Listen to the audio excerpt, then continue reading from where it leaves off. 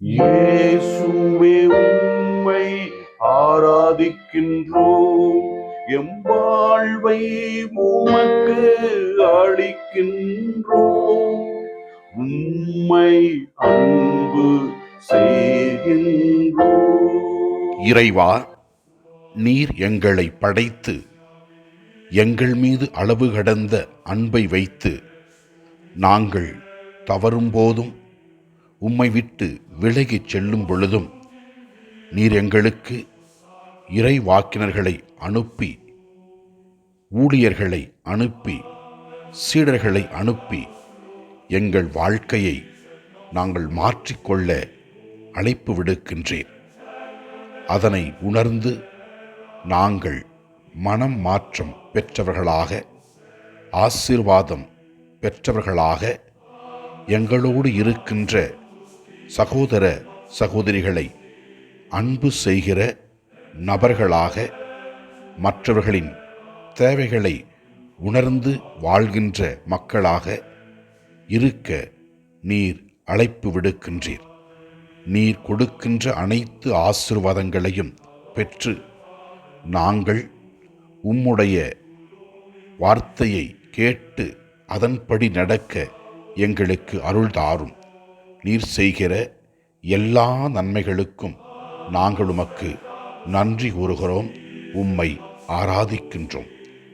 முதல் வாசகத்திலே நாம் பார்க்கிறோம், நினிவே மக்கள் தவறு செய்ததை ஆண்டவர் கண்டு யோனாவை அனுப்ப ஆண்டவர் விரும்புகின்றார்.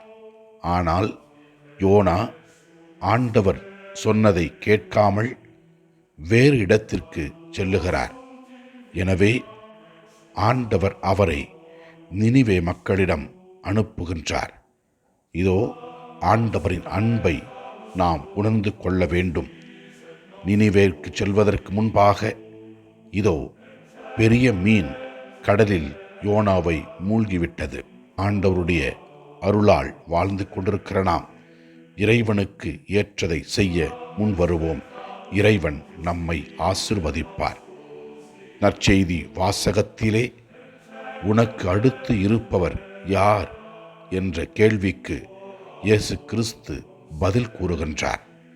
நமக்கு அடுத்து இருப்பவர்கள் நம்முடைய உதவி தேவைப்படுகிறவர்கள் என்பதை இயேசு உணர்த்துகின்றார். ஓர் ஊமையின் வழியாக குருவானவரும் லேவியரும் அவ்வழியே சென்றார்கள். அவரை கண்டுகொள்ளவில்லை. இதோ நோயுற்றிருந்த அவரை மூன்றாவதாக சென்ற ஒருவர் அவரை கவனித்து கொண்டதாக திருவிவிலியத்திலே ஆண்டவர் இயேசு கிறிஸ்து கூறுகின்றார். எனவே ஆண்டவருடைய அருளில் வாழ்கிற நாம் மற்றவர்களுக்கு உதவி செய்து வாழ்வோம். இறைவன் நமக்கு தேவையான அருளை கொடுத்து நம்மை வழிநடத்துவார்.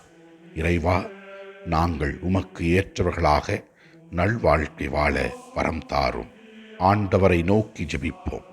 எல்லாம் அல்ல இறைவன் தந்தை, மகன், தூய ஆவியார் நம் ஒவ்வொருவரையும் ஆசீர்வதிப்பாராக. இயேசுவுக்கு புகழ். மரியே வாழ்க. ஆமென்.